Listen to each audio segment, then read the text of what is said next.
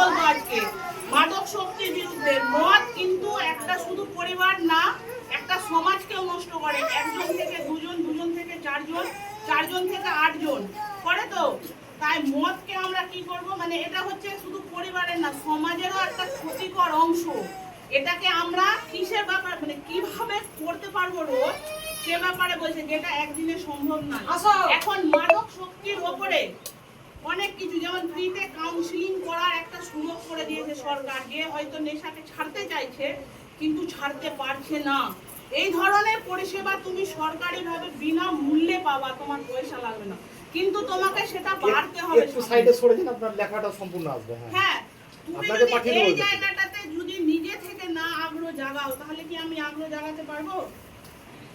আর এটা এক সময় কি হয়, এটা এক সময় এটা মানসিক অশান্তির কারণ হয়ে দাঁড়ায়।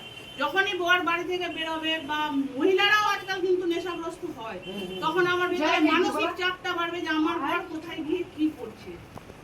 মানসিক, তার থেকে কি হবে বলতো, মানসিক সেটা ঘাটতি শুরু হবে।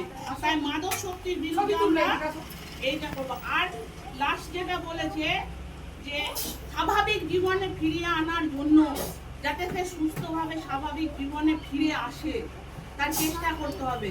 আর তার চেষ্টার ফলে এই যে district legal service authority DLSA Malda দেখছো, অর্থাৎ জেলা আইনি পরিষেবা কর্তৃপক্ষ যেটা দেখছো, সেখান থেকে তুমি তাকে স্বাভাবিক জীবনে ফিরিয়ে আনার জন্য যা যা করণীয়, সেটা কিন্তু সম্পূর্ণ বিনামূল্যে এবং নিখরচায় পাবে। আমি যদি না আসি, আমি যদি না বলি, আর তোমরা যদি না শুনো, তাহলে এই ব্যাপারে তোমরা কি করে জানতে পারবে? জানতে পারবেন না। কিন্তু এখান থেকে তুমি সরকারের সমস্ত কিছু দিতে পারবে।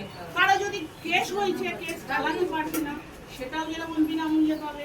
একটা মানুষকে সুস্থ জীবনে ফিরিয়ে আনার জন্য যা যা করণীয়, সেটাও এখান থেকে বিনামূল্যে পাবে। সরকার এই জিনিসগুলো তোমাদের জন্য করে রেখেছে। আমাদের কাজ হচ্ছে তোমাদেরকে জানানো, তোমাদেরকে সঠিক জায়গায় নিয়ে যাওয়া, তোমরা এই জিনিসটা করতে পারো। ঠিক আছে, ভিডিও বন্ধ করে দাও।